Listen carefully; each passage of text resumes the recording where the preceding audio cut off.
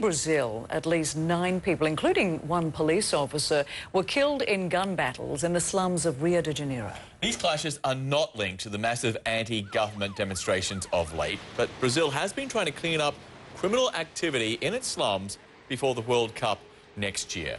Meanwhile, President Dilma Rousseff is running into trouble with her proposal to call for a referendum on political reform. Some politicians and lawyers are questioning the legality of bypassing Congress. Well, Brazil has come a long way in the last 10 years. The economy is growing and unemployment is at a record low. Yeah, but trouble has been brewing just beneath the surface. CNN's Shasta Darlington explains why millions felt compelled to protest. A booming economy, millions lifted out of poverty. This Johnny Walker ad summed up national and international sentiment around 2010 pretty well. The giant is no longer asleep. Long the country of the future, Brazil had finally arrived.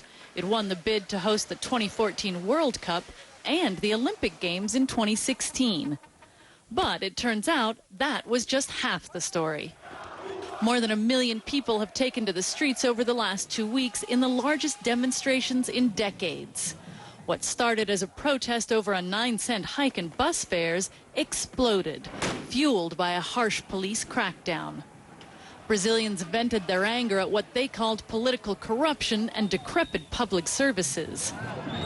Protesters turned to social media to urge a boycott of the World Cup. A country where 13 million of people are underfed every day and where many, many other people die waiting for medical treatment. Does that country need more stadiums? Most people demonstrated peacefully, but some elements broke into looting and vandalism.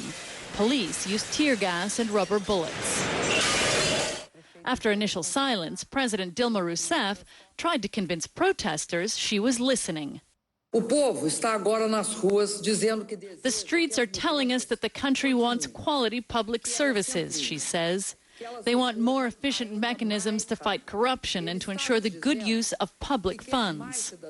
The president proposed more than $20 billion in investments in urban transport, vowed to use oil revenues for education, and to import foreign doctors. She also called for a national referendum to implement the most ambitious political reforms in decades and to combat corruption.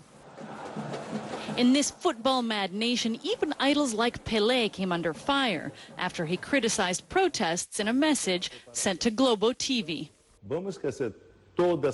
Let's forget about all this confusion in Brazil, all these protests, he says, and let's think that the Brazil team is our country, our blood, and support them. Brazil's love affair with football hasn't disappeared, but it's no longer enough to appease the crowds.